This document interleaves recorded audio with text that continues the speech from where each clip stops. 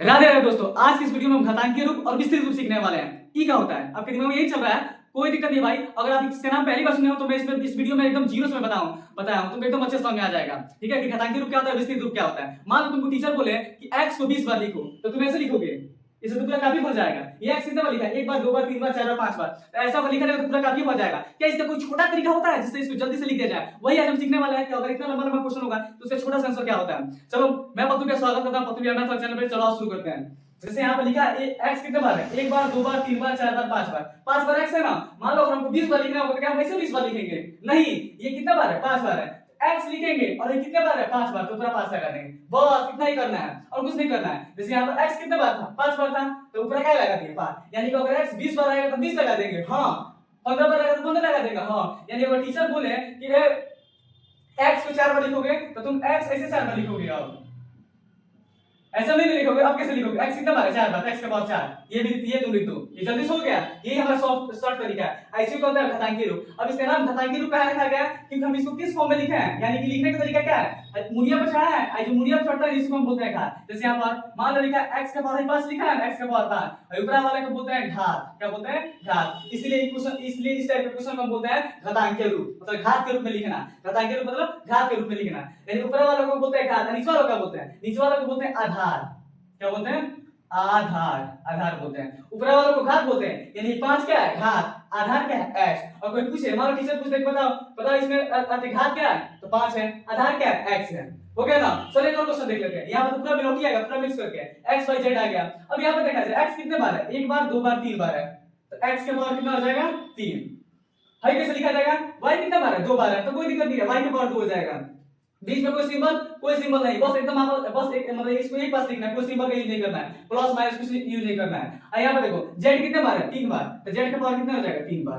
अब बताओ, इतना लंबा क्वेश्चन है, इसका आंसर कितना छोटा हो गया। चलो और एक बार देते हैं। अरे तुम संख्या है, इसमें कैसे किया जाएगा? कोई दिक्कत नहीं, ये भी इजी है। जैसे यहाँ पर देखो संख्या है, तो संख्या यहाँ पर बीच में क्या है? गुणा, तो गुणा करा दीजिए। चार गुणा कितना हो जाएगा? आठ।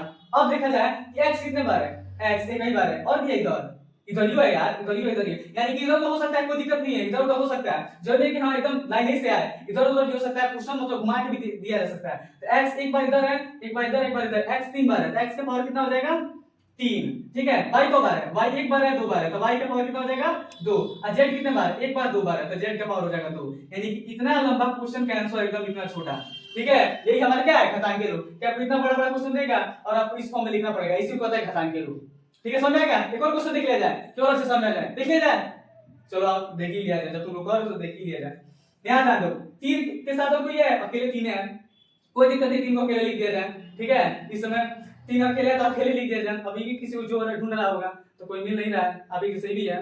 ठीक है, आपको भी कोई नहीं मिल रहा है, इसको कोई नहीं मिल रहा है, इसलिए अकेले है। भाई तो चार अपने साथ सेटिंग बैठा कम दूर, हम जहाँ रहेंगे वहां पर हमारी वाली रहेगी। ठीक है, और तीन बेचारा अकेले है, इसका कोई मिल ही नहीं रहा है। अब देखा जाए, चलो यहाँ पर देखो, m कितने बार है? एक बार, दो बार, और कहीं है? यहाँ पर है तीन बार। m कितने बार है? तीन बार, तो m का पावर कितना होगा? चार।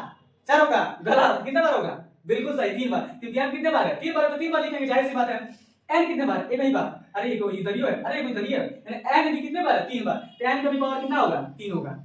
p भी आ गया यार, p को दिखाई दे रहा है, एक दो दो बार p दिखाई दे रहा है, तो p का पावर कितना हो जाएगा? टू। यही हमारा क्या है? घातांकीय रूप। अब क्वेश्चन समझ में आएगा? घातांकीय रूप। घातांकीय रूप कुछ ऐसा बाउंडर नहीं, एकदम सिंपल है कि देखिए कौ बार है? x यहाँ पर कौ बार था? पांच बार, तो x का बार पांच लिख दिए हैं। यहाँ पर x कौ बार था? तीन बार। y कौ बार था? दो बार। और z कौ बार था? तीन बार। समझ में आ गया ना घातांकीय रूप?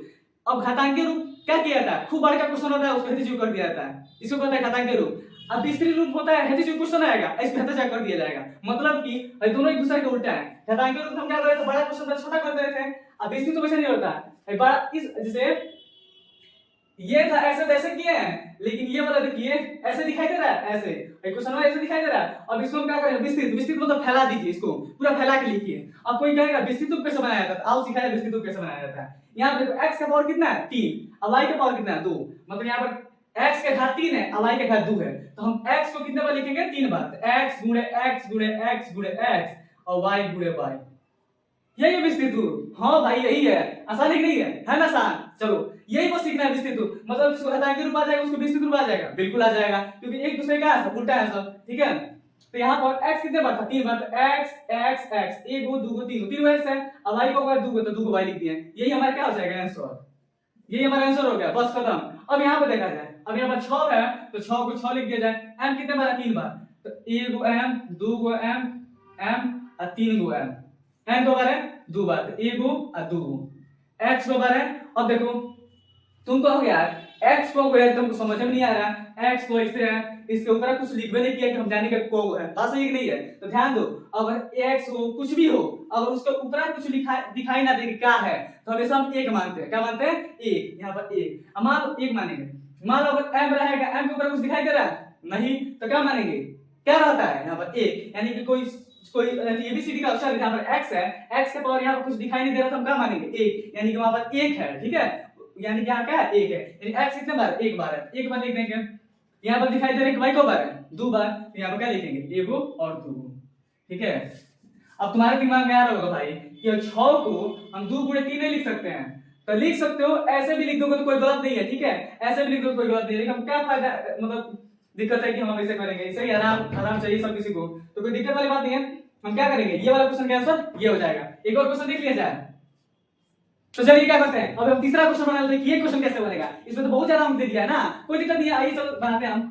13 m कितने बार है? 3 बार, तो m को बार लिख देंगे, 1 गो 2 गो और 3 बार, 3 बार हो गया। n कितने बार है? 2 बार है, तो 1 बार और 2 बार। p कितने बार है? 1 बार। अब यहाँ पे p का पावर 1 लिखा है, नहीं लिखा रहता तो 1 होता, कहीं हम बता भी किए कि अगर पावर कुछ लिख दिया तो ठीक है, नहीं लिखा है तो अगर मान लो केवल x ऐसे लिखा है, अकेले चुपचाप है, इसका पावर कितना है? 1 है, माने घात कितना है? 1 है, मतलब कुछ नहीं लिखा रहता तो घात 1 है। अगर यहाँ पे लिख दिया तो बातें कोई नहीं है, मतलब तो दिखते नहीं है कोई दिक्कत भाई, 1 लिख दिया तो क्या दिक्कत है? x कितने बार है? 2 बार, तो x को 2 बार लिख देंगे, y 3 बार है तो y को 3 बार लिख देंगे। ये हमारा क्या हो गया आंसर। अब 2 क्वेश्चन और देते हैं, उसके आंसर आप कमेंट बॉक्स में दीजिएगा, ठीक है। चलिए आइए, तो चलिए ये हमारा 2 क्वेश्चन है, इसके आंसर आपको कमेंट बॉक्स में देना है और बताइएगा कि हाँ वीडियो आपको कैसी लगी, ठीक है। वीडियो अगर अच्छी लगी तो चैनल को सब्सक्राइब और वीडियो को लाइक कीजिएगा, ठीक है। और सबसे इंपॉर्टेंट बात कमेंट बॉक्स में आपको बताना है कि आपको नेक्स्ट वीडियो किस टॉपिक पर चाहिए, और वीडियो अच्छा लगा तो कमेंट में बताइएगा भाई वीडियो बहुत अच्छा लगा, ठीक है। तो मैं फिर से नेक्स्ट और अच्छे से, मतलब मोटिवेशन, आप लोग कमेंट करते हैं तो मोटिवेशन मिलता है जिससे कि थोड़ा और अच्छे से वीडियो बनाए। तो चलिए इतना ही, मिलते हैं नेक्स्ट वीडियो में, तब तक के लिए इतना ही। जय हिंद, राधे राधे।